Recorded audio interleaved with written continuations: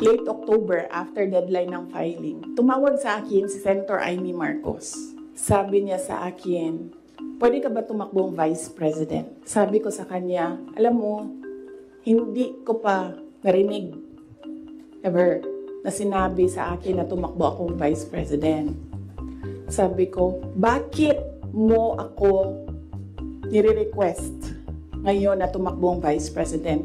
And I'm happy that she was honest enough to say, kasi matatalo kami ni Lenny kung hindi mo dalahin ang Bisaya. It was very straightforward.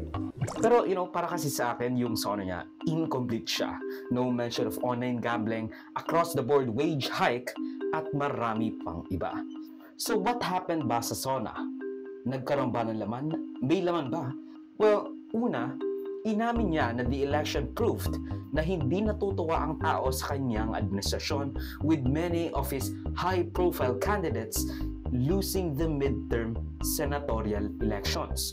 Tulad nila Nan Abibinay, Benhur Abalos, and even the greatest of all time, Manny Pacman Pacquiao.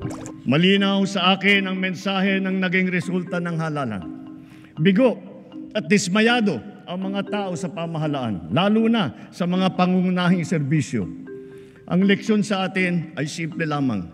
Kailangan pa natin mas lalong galingan. Kailangan pa natin mas lalong bilisan.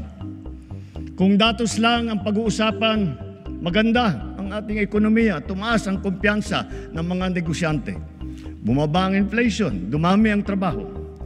Ngunit ang lahat ito ay palamuti lamang, walang saysay, kung ang ating kababayan naman ay hirap pa rin at nabibigatan sa kanilang buhay.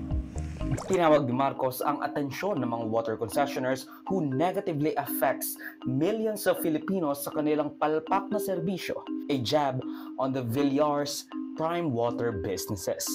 Kasi again, marami at daan-libo hanggang sa ilang milyon ang taong subscriber ng Prime Water solely because wala silang